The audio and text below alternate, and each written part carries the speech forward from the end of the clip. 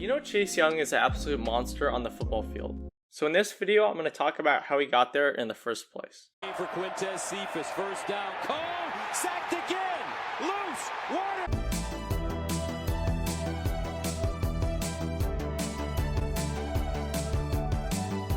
Out of a town with less than 800 people in Upper Marlboro, Maryland, Chase was into football from the get-go.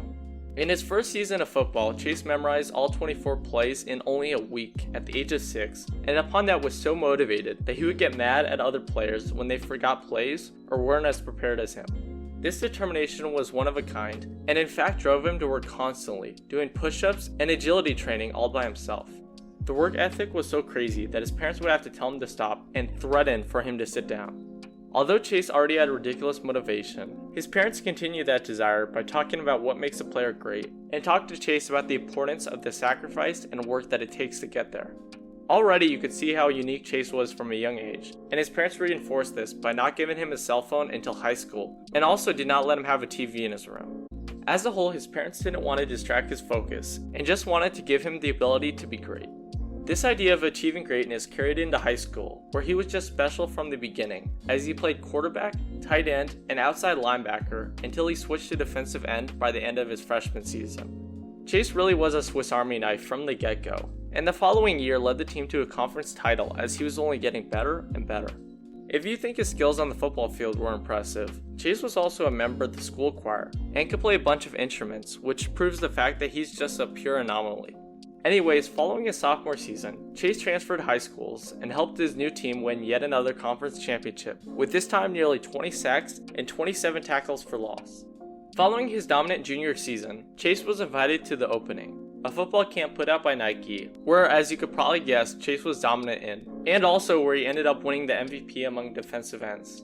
His performance at the Opening was a precursor for his dominance as a senior, where he was able to have 19 sacks, 118 tackles, 5 forced fumbles, and 2 defensive touchdowns that helped the team win another conference title. By this point, Chase had gotten some recognition as one of the best players in all of high school football, and was even on USA Today's All-USA team, and upon that invited to the All-American Bowl. Even with his dominance in football, Chase was such a stud that he was great on the courts, where he was able to play with future #1 pick Markelle Fultz as the 2 set goals to both go first overall.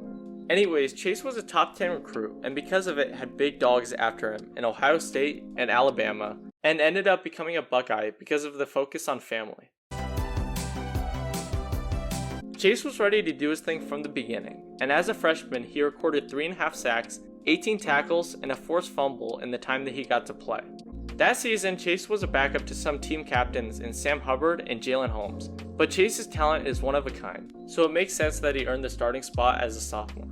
In his second year, Chase was looking to up his production, and did just that with 34 tackles, 5 pass deflections, 10.5 sacks, and a forced fumble.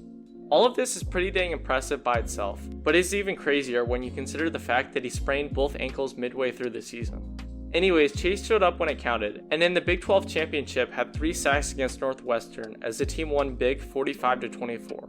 Even in an injury-plagued season, Chase was dominant enough to be named second team All-Big Ten with a lot left in store. Going into his junior season, Chase was looking to show his unique ability and determination that got him there in the first place.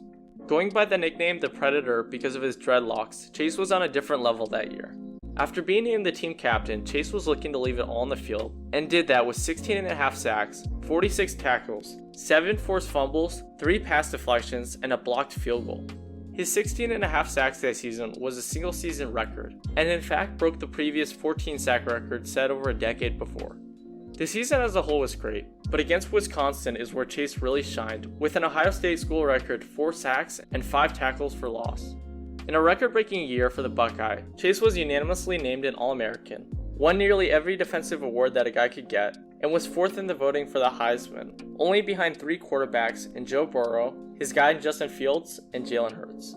All in all, Chase had a stellar year and helped his team to a Rose Bowl appearance, where he was not free from controversy.